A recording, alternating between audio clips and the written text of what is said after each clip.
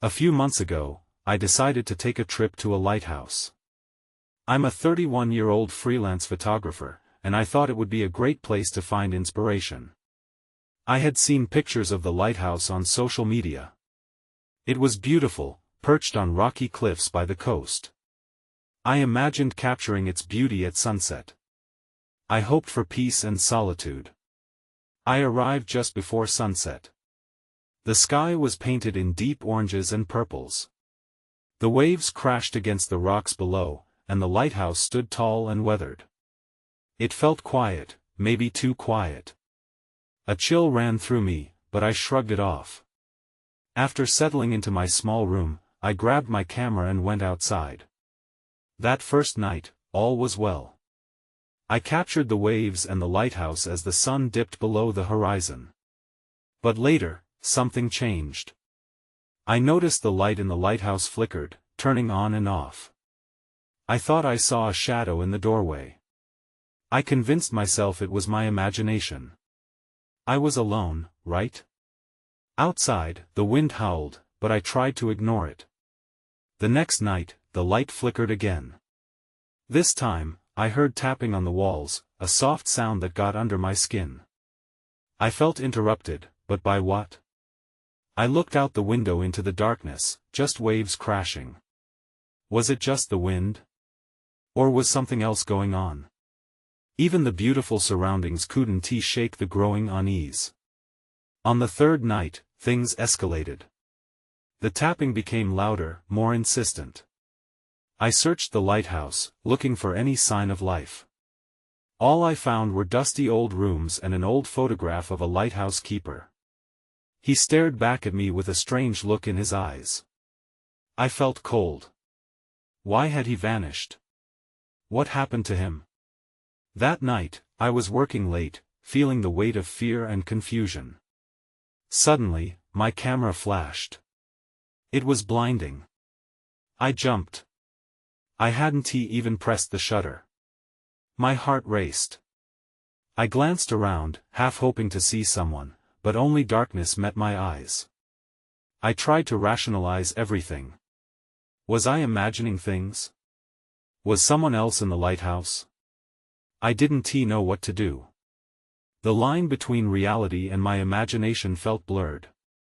I wanted inspiration, yet all I felt was confusion and fear. The disturbances wouldn't stop. On my last morning, I stood outside the lighthouse, watching the waves crash below. I took a deep breath, trying to calm myself. I turned back to look at the lighthouse one last time. Was it watching me? Just then, I heard the tapping again, louder this time. I quickly glanced around, but there was nothing. I turned back to the lighthouse one last time. What really happened during those nights? I still don't have the answers. The moments replay in my mind, leaving me confused. Why did I feel watched? I felt the chill wrap around me again. What had I stumbled upon at the lighthouse? I left the lighthouse heavy with uncertainty. The ride home felt long, my mind replaying the events of those nights. I couldn't shake off the feeling that something was off. I needed to put those thoughts to rest, so I buried myself in editing my photos. I thought focusing on my work would help me forget. But the images on my screen felt different. One photo stood out, it was of the lighthouse glowing during sunset. I stared at it, searching for some flicker of the inspiration I had hoped to find. Instead, something else caught my attention. In the shadows, near the door, there appeared a shape. It was faint but there. My heart raced. Had I noticed it before? I couldn't remember. I leaned closer to the screen, squinting. I flipped through the other photos from that evening, hoping to find proof it was just a trick of the light. But each photo revealed the same shape lurking near the entrance. I felt a chill slide down my spine. I couldn't deny it, there was something there. Determined to uncover the truth, I decided to return. Maybe I could see what I had missed. The next day, I packed my gear and drove back to the lighthouse. I felt a mix of dread and anticipation. The doubts nagged at me, but I told myself to keep an open mind. Arriving in the afternoon, everything looked the same. The lighthouse loomed over the cliffs, still beautiful yet imposing. It felt like a part of me had never truly left. I walked inside, shaking off the anxiety. This time, I wouldn't let fear dictate my actions. I revisited the rooms I had previously explored, searching for anything I had overlooked. The air was heavy with silence.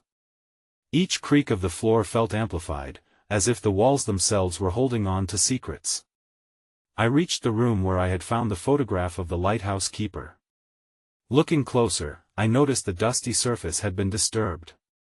It was as if someone had been there since my last visit. Then I found it, a small wooden box hidden behind the old dresser. The box was weathered and barely held together. My heart raced as I pried it open. Inside were several letters, yellowed with age. They seemed to be addressed to the lighthouse keeper. Curiosity pushed me to read them.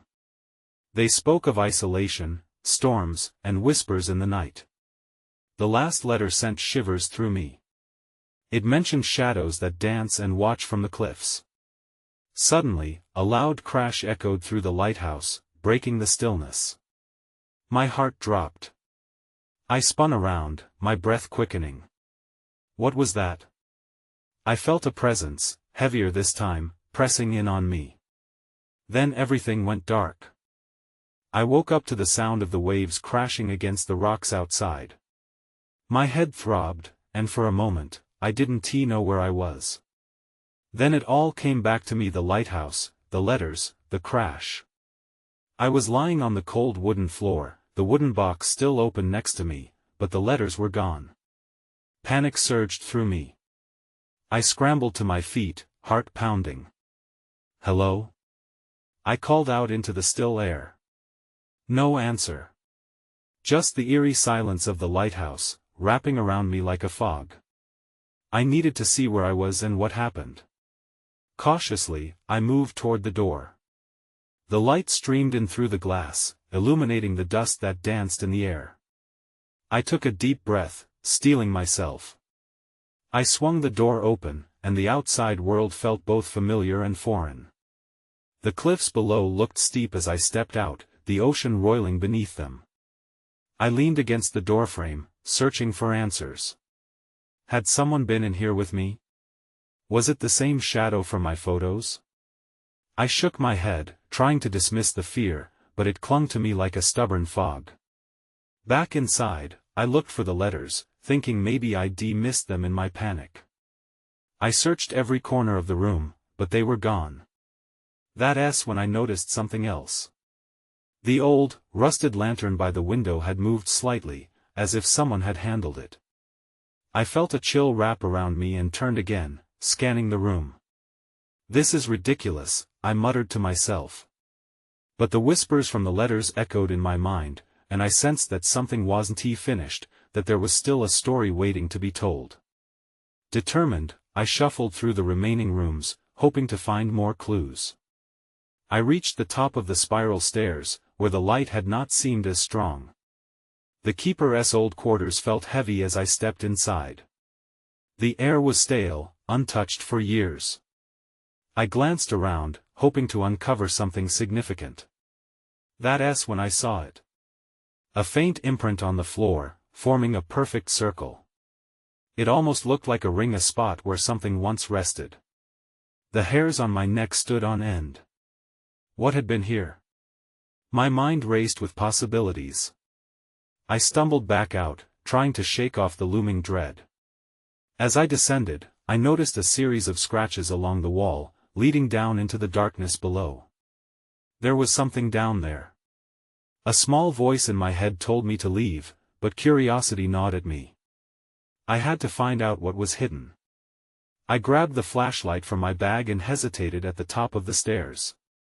The shadows felt alive, watching. "Just a quick look," I whispered to myself. With a flick of the switch, the beam of light pierced the dark and illuminated the stairs ahead. As I stepped down, the hairs on my arms prickled. The shadows seemed to shift. Suddenly, a loud thump echoed through the air, sending a jolt of fear through me. Something or someone was in the lighthouse with me. My heart raced as dread washed over me. Everything felt wrong now. I had to know what was lurking in that darkness, but dread mixed with the need for answers. I took a deep breath, squaring my shoulders. I was not leaving without understanding the truth, whatever that might be. As I descended the stairs, my flashlight beam struggled against the suffocating darkness. The air grew cooler and heavier, the chill seeping into my bones. Each step down felt like stepping into another world, a world where sanity blurred with nightmares. I paused, straining to hear over the pounding of my heart. The thump I heard earlier hadn't echoed again, but the silence felt ominous. "Hello?" I called out, my voice barely more than a whisper. No response. Just the sound of waves crashing in the distance and my own breath quickening in the stillness. The scratches on the wall were clearer now, faint but noticeable grooves that spelled something warning, perhaps? It was as if someone had tried to carve their way out. I shone my light downward, revealing a set of footprints small, like a child's. My stomach twisted in knots. Why would a child be down here? I swallowed hard, bracing myself for whatever lay ahead. Just then, the beam of my flashlight flickered, casting eerie shadows that danced across the walls. It was a faulty battery, or maybe the lighthouse was just as broken as my understanding of it. I reached the bottom and stepped into a narrower hallway. The air smelled damp and stale, blending with the scent of rust. Hanging vines clung to the walls, reminiscent of a mouth trying to swallow me whole. My heart raced at the thought of turning back, but the urge to uncover the truth was stronger. Then I saw a door at the end of the hall, slightly ajar. Light seeped through the crack. I approached slowly, trying not to make a sound. The unsettling thump from earlier echoed in my mind. What had caused it? I could feel tension in the air, as if the very walls were holding their breath. As I pushed the door open, the light flickered off and on, illuminating a small room. It was a storage chamber filled with old supplies, fishing nets, buckets, and dusty crates. But that wasn't what caught my eye. A faded photograph lay on the floor. I picked it up, feeling a sense of unease creep over me. It showed a family standing outside the lighthouse, smiles plastered on their faces. A man, a woman, and 2 children. But what struck me was the strange shadow looming behind them, dark and formless. I squinted, trying to make sense of it, but the image felt distorted, as if it were hiding something dark.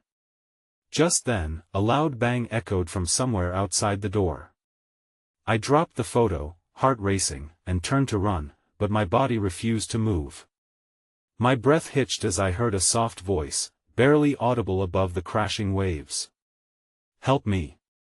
Frozen to the spot, I felt an icy grip of fear snake around my mind. It was different from before, more urgent. I had to find out who needed help, but that meant going back out into the darkness. I could almost hear the footsteps now, drawing nearer from behind me. That's when everything went dark. The flashlight died. Panic surged within me, and I spun around, pressing my back against the door. "No, no, no," I whispered, fighting against the fear that threatened to swallow me whole. I was not alone, and the shadow was coming for me. When the darkness swallowed me whole, the silence was deafening.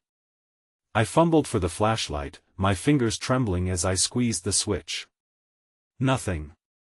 I was trapped in a world devoid of light, where every creak of the floorboard felt like a warning. "Help me," the voice echoed in my mind, but now it seemed distant. My heart raced. I had to move. I took a step back but froze, suddenly aware of a presence in the room. Cool air brushed against my skin, making my every hair stand on end. "Who's there?" I ventured, my voice cracking. No answer came. The silence clung to me like a shroud. I willed my eyes to adjust, but the suffocating blackness pressed in, making the edges of the room seem to distort. Then I heard it again, softer this time. Please, a small cry, raw and desperate. My instincts screamed at me to run, to escape this place. Yet I felt an undeniable pull toward the voice. It was like a thin thread weaving its way through my terrified mind. I took a deep breath. I had no choice. I needed to find the light switch, to illuminate whatever horror lurked in the gloom.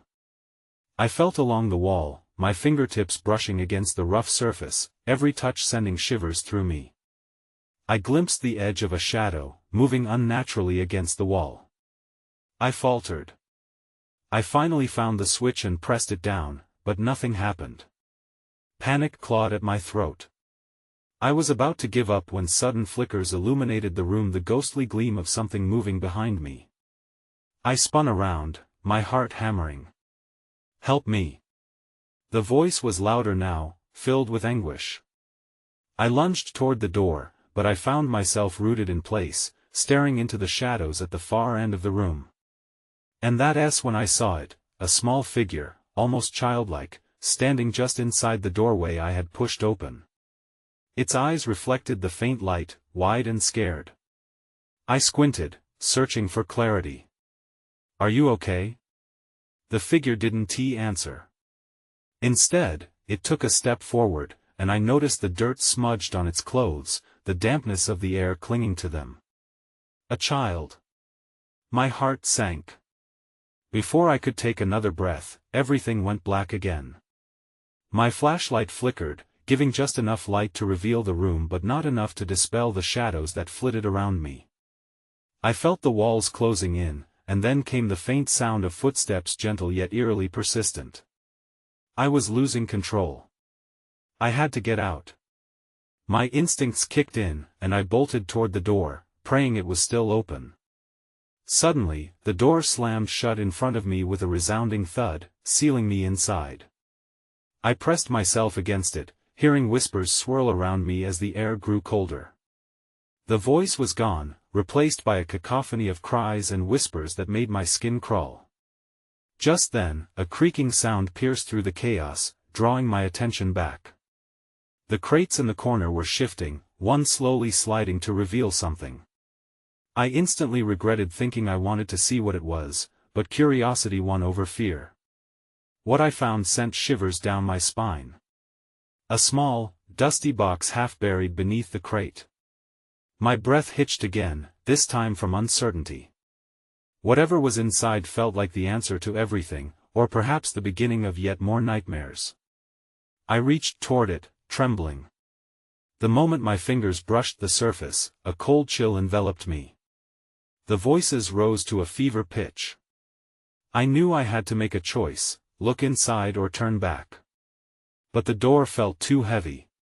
Whatever was behind it pressed me forward, and as I lifted the lid of the box, a dreadful scent filled the air, a smell of salt, decay, and something ancient. I steeled myself. And when I opened the box, I found a doll. But not just any doll. One that looked like the child I had seen just moments before. And it grinned, eyes glinting in the darkness like twin stars ready to swallow me whole. The moment I saw the doll, a chill shot through me. It felt like a cruel joke, an echo of the child I had just encountered. The doll wore the same dirt-streaked dress, its glassy eyes reflecting the dim light around me. I was frozen, caught in a web of confusion and dread. What was it doing here? Was this some sort of sick game? I reached out to touch it, but an image flashed through my mind, the child's fearful eyes.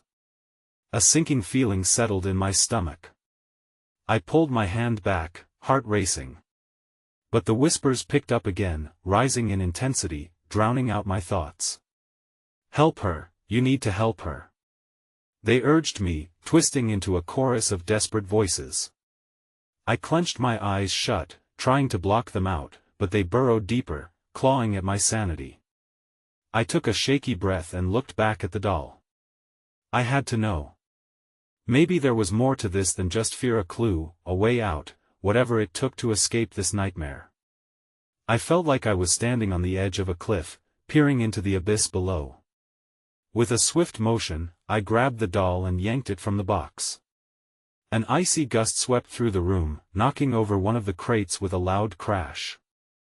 The darkness around me seemed to twist and hiss as shadows gathered closer, as if drawn to the doll. Enough! I screamed, my voice shaking. The shadows flickered, hesitating as I held the doll aloft like a talisman. What do you want? Silence hung heavy, an abyss of uncertainty, and I felt the press of unseen eyes watching me. Then, as if on cue, the whispers quieted. A low rumble of fear bubbled up inside me. This wasn't just a doll, it felt like a vessel, housing something far more sinister. I turned back to the door. It still loomed heavy before me, but now I was more determined. I needed to find the child. I needed answers. I stepped forward, clutching the doll close, and slammed my palm against the door. The moment my skin made contact, a blinding light erupted, washing over me and searing my eyes. I stumbled back, dropping the doll. This isn't how it was supposed to go. The doll rolled to a stop, and when I dared to look, its gentle smile had morphed into a grotesque grimace. That was it. Whatever was happening here, I wouldn't stand for it. I ran to the door, gritting my teeth against the growing darkness, and pushed with all my might. To my shock, the door yielded, swinging open with an unnatural creak. I burst through, the bright light of the hallway flooding my senses. Behind me, the whispers grew frantic, echoing in the confines of the room. But the moment of triumph was short-lived. I glanced back, and what I saw sent my heart plummeting. The child was there, standing by the box, now elongated and distorted. The grin remained, but it was menacing. "I need you," it whispered, as the shadows bled from the room. The door slammed shut, sealing me in the hallway, but the words echoed in my mind. I took a step back, breathless and terrified. I had escaped, but for how long? The doll, the child, the whispers, they were all tied together, and I couldn't shake the feeling that this was only the beginning. I turned to run down the hall, but behind me, I could still hear the persistent whisper, "Help her, please." I raced down the hallway, my heart pounding like a drum in my chest. The light from overhead flickered, casting long, dancing shadows that seemed to leap and pounce at my heels. Every step echoed, a reminder that I was utterly alone. I had no idea where I was heading, but I knew I had to get away from that door, away from the child and the horrors that lurked within. The whispers followed me, a growing cacophony in my mind. "Help her, help her." Each repetition felt like a claw scraping against my sanity. It was unbearable. My hands trembled as I pressed them to my ears, desperate to drown out the cries. "Stop!" I shouted into the silence, but the hallway simply stretched in front of me, indifferent to my plight. Just ahead, a door stood ajar, slightly warped, and beckoning me with an inviting crack of warmth. I hesitated, instinct urging me to keep running, yet curiosity pulled me closer. What if there was something in there? Answers? I had to know. I stepped inside, and the air changed instantly. It was warmer, filled with the scent of old books and polished wood. The room was small, cluttered with shelves filled to the brim with dusty volumes. In the corner, a massive window overlooked the churning sea. Moonlight poured in, illuminating a worn table where an open book lay spread, pages fluttering as if alive in the still air. I approached it, drawn by the erratic movements of the pages. Beneath the light, strange symbols danced across the paper. Words jumped out at me: doll, cursed, lost spirit. My breath hitched as I pieced together the fragments of knowledge. This book had to be connected to what I had found. I scanned the sentences frantically. Then, a chilling thought struck me. The child in the hall, the whispers, were they connected to the spirit trapped within the doll? I had only scratched the surface, and I felt an urgency to delve deeper. I wanted to scream, to run, but I couldn't tear myself away from the book. Just as I was about to turn a page, an icy gust surged through the room. Papers flew off the table, scattering across the floor.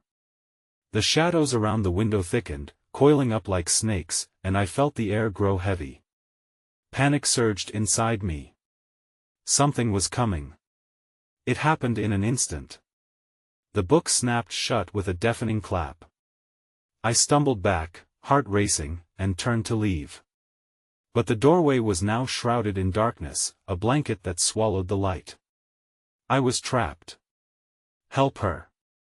The words rang louder, more insistent than before. I could feel the presence closing in on me, the weight of unseen eyes pressing tight against my skin. I was losing my grip on reality. Why was this happening? But just then, through the murk, I spotted a glimmer: the doll. It lay on the floor, a shadow against the wood. It seemed to pulse with a life of its own. Was it calling to me? Did I need to save it, or would it save me? With newfound resolve, I dashed toward it, but the shadows lunged, wrapping around my ankles like chains. My breath quickened. I could hear the child's whisper, "Help me." Desperate, I reached for the doll, praying it would provide clarity, but as my fingers brushed against it, the room erupted into chaos. The darkness surged, swallowing everything whole. Then, a flash of light erupted from the doll, and everything went dim. I gasped, feeling as if I was being pulled into another realm, another reality. Was I sealing my fate, or could I finally break free? That's when I felt the pull, as if something far greater than myself was trying to reclaim what had been lost. I blinked against the void, the weight of darkness pressing on my chest. It didn't feel like the comforting pull of sleep, it was colder, sharper, like I was being thrust into a bottomless pit. Panic surged again as I realized I could neither see nor feel the ground beneath me. When I finally found my footing, I looked around. I was no longer in the small room, but seemed to be in a vast, dreamlike space filled with mist. Dim shapes loomed in the distance, flickering like ghostly lanterns. I squinted, trying to make sense of my surroundings. Nothing felt real, and the whispers had morphed into a low hum that buzzed around me, static and unsettling. "Help her," the voice echoed, an eerie sing-song chant. I stepped forward, my heart pounding wildly. Each sound seemed amplified, bouncing off invisible walls. "Where are you?" I called out, but my voice felt swallowed by the emptiness, a feeble echo of desperation. Something flickered nearby, catching my attention. I turned and saw a figure in the mist, a dark silhouette cloaked in shadows. My breath quickened. Was it the child? I took a cautious step forward, drawn to the outline. "Are you okay?" I asked, hoping for a response. The figure shifted slightly, revealing a ragged edge of face. It was hard to tell through the haze. I reached out, but the moment my fingers grazed the mist, it recoiled as if I had burned it. In that instant, the whispers intensified, voices overlapping and converging into a single chant. "Help her! Help her!" Panic surged again as I felt the shadows shift and swirl around my ankles like icy fingers grasping for something they missed. I stumbled back, heart racing. "Stop. Just tell me what you want." Suddenly, the mist thickened, coiling, squeezing tighter. My vision blurred, and I could see flashes of images: the doll, the child, the door with a warped frame. Each image felt like a ghost, fleeting and unable to connect. Then, everything changed again.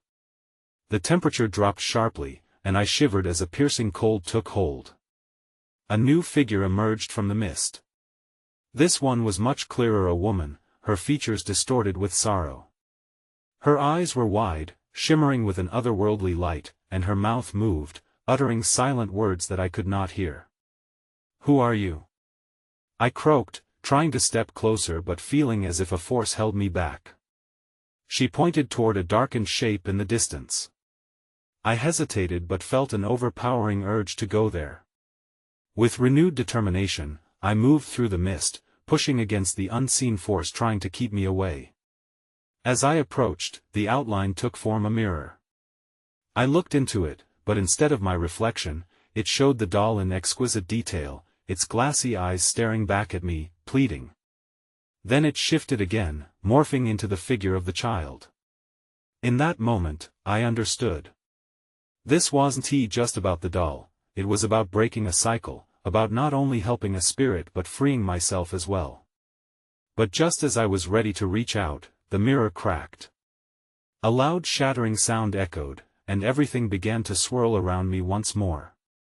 "No!" I shouted, but the voice of the woman cut through the panic. "Find her!" she cried out, the urgency in her tone clear.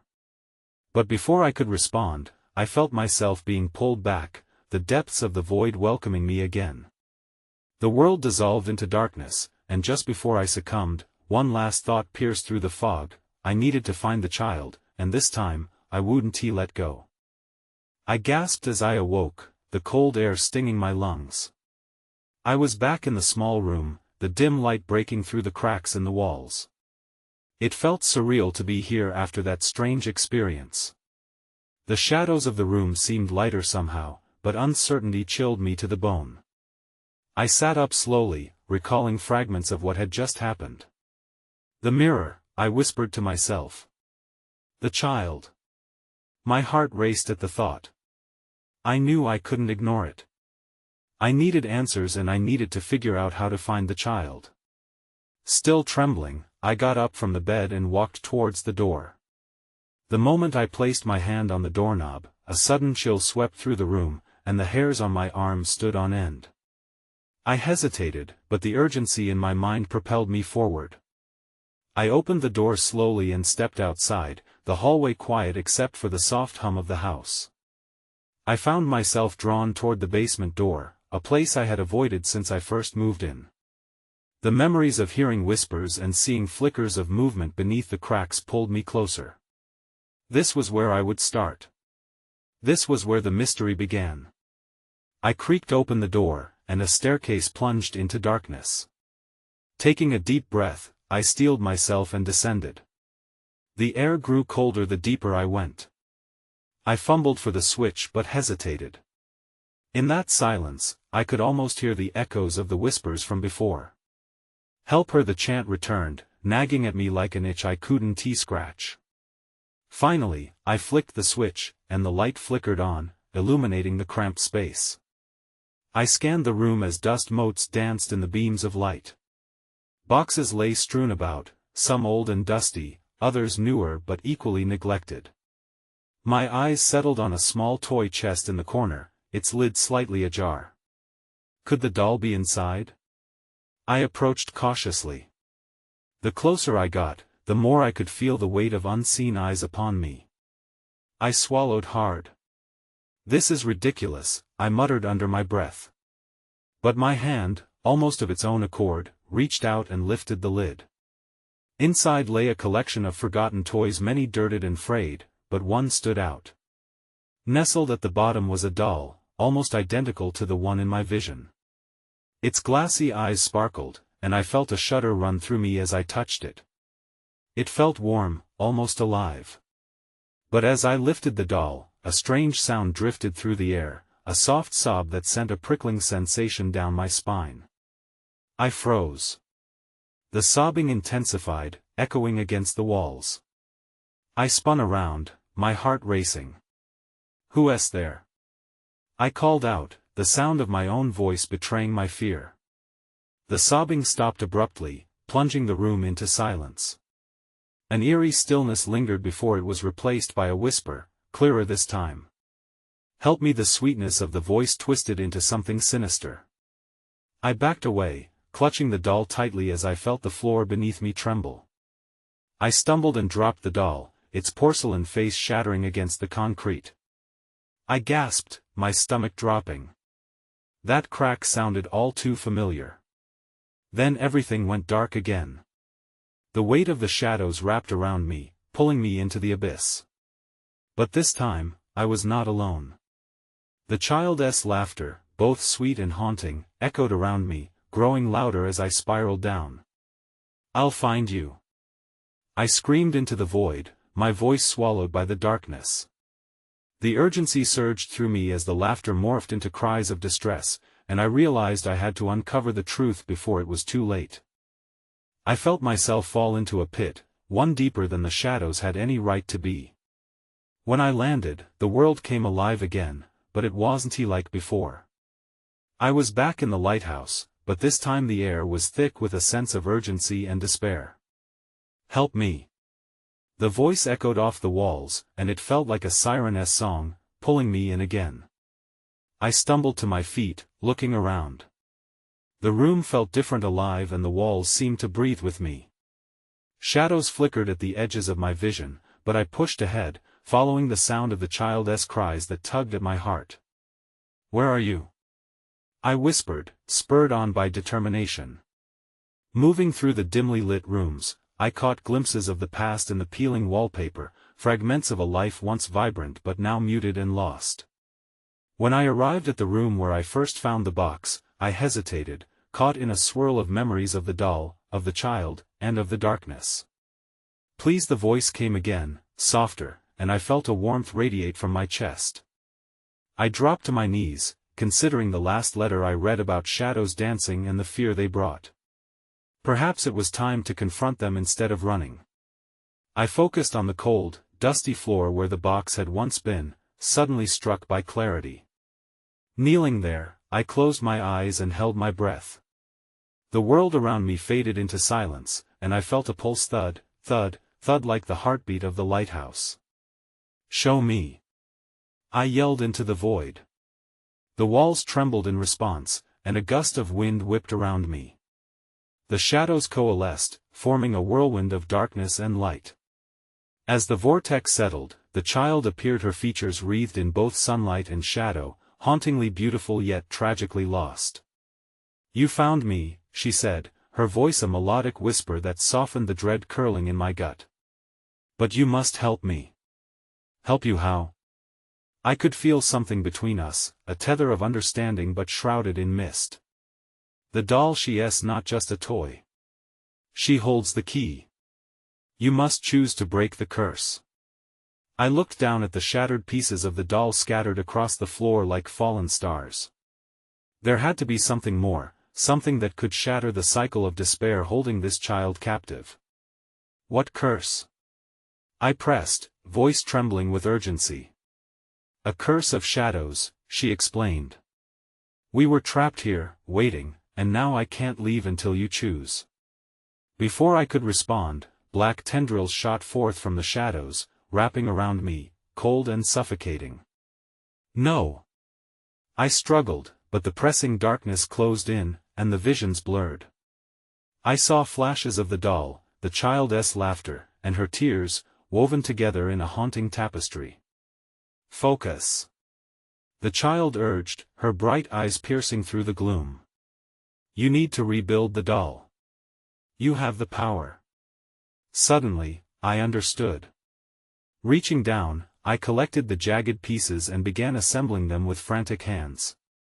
I felt weightless with purpose, each shard returning a fragment of light to the shadowy space that clung to me. Just as I placed the last piece, the air electrified, shooting energy through my fingertips. A blinding light erupted from the doll, illuminating the room in warmth. The shadows shrieked and recoiled, trying to resist the light. "Not this time," I declared, feeling the fear fade from my veins as the energy surged. With a final pulse, the doll absorbed the light, transforming into a radiant figure, a perfect manifestation of innocence and courage. The shadow shrieked in defeat, tearing away from me, and the child smiled. "You freed me. Thank you," she exclaimed, her laughter ringing like bells. As she turned, the darkness around her began to fade, unraveling into wisps of smoke that danced and dissipated into the light. I felt her presence fade but not disappear completely, a lingering warmth wrapping around my heart.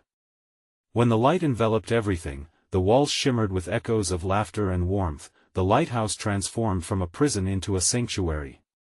Then, with a final flicker, everything went black. I awoke to bright sunlight streaming through the window, pulse slow and steady. There was no fear, no whispers or shadows. For the first time in an eternity, I felt as if I had escaped, yet uncertainty still lurked within me.